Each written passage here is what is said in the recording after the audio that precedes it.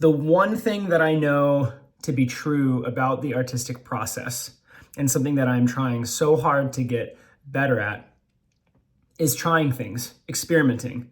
When you're doing something for 30 days straight, like my January videos, and I'm starting to see, oh, people are subscribing. That's pretty cool. Or people are liking my videos, even if it's just friends or family.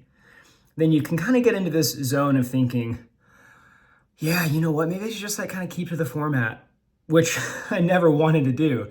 But that part of your brain that says, oh, people are approving of this. It's such a weird component of creating in the digital world, where prior to that, you just painted the painting and then you displayed the painting, or you drew the drawing and then it went up on the wall and you had a show and everybody looked at it and they gave you direct feedback when you saw them. But you're not really sure of whether or not it'll be received well or appreciated until, down the line.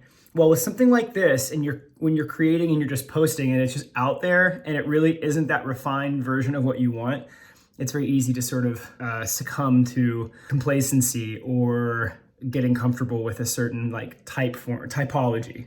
All right, bye.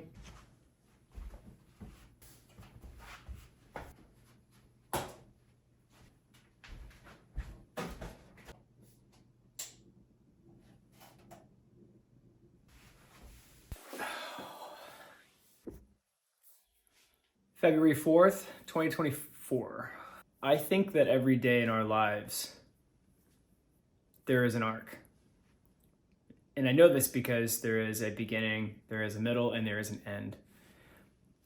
And we wake up and we feel a certain way. And perhaps we go about a routine where we do something different each morning. And then we go to work, or we figure out what the day holds, or we do absolutely nothing. And at the end of the day, we feel a certain way, or we've thought about a certain thing, or we've come to some sort of resolution about how beginning to end looked. And then when you take a series of days together over the course of a month, there's an arc. There's a beginning of the month, there's a middle of the month, there's an end of the month. And even if it felt mundane, there's still a story there. And then if you take the months and you put them over the course of a year, within that year, there's an arc. And then over the course of your years, for the rest of your life, start to finish, there's birth, there's life in between, and then there's death. And it's like, yeah, I get it. It makes sense, of course. But how often do we not really see our daily lives as a story with an arc that's part of a greater story with an arc, that's part of a greater story with an arc, and then a greater story with an arc? But if you zoom out, where do you fall in the grand scheme of the history of humans or life or the universe? Lately, I've been looking at my life and realizing that it is comprised of a series of little stories. And then the little stories are part of bigger stories and bigger stories and bigger stories until I die. And I know for me that when I look at my life with respect to what I want for it, we're always kind of just looking ahead.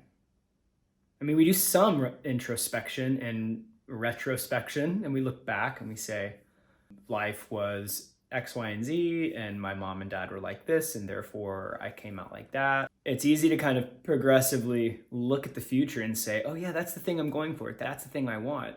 And then you get to that point, but we're not really active down to the second or the minute or the hour or the day to whether or not our future selves is a reflection of those little moments and hours and days. I feel like I'm really looking at those mini moments and saying, are those a reflection of my values? And if I had to choose between being 60, And thinking back to my 30s, wondering what happened to the time, but having money and success and a family and all these other things. I wouldn't take that.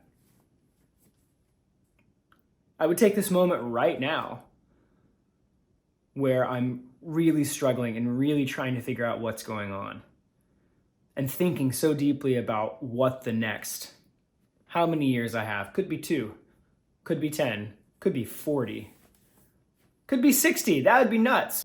In this moment, am I doing that work of enacting what I want to have happen in the future as best as I can? And I like to think that I am doing that. I'll also end with a quote by Naval Ravikant, who I've said this quote before, that every man has 2 lives, and the second begins once he realizes he only has one. All right. All right. You ready?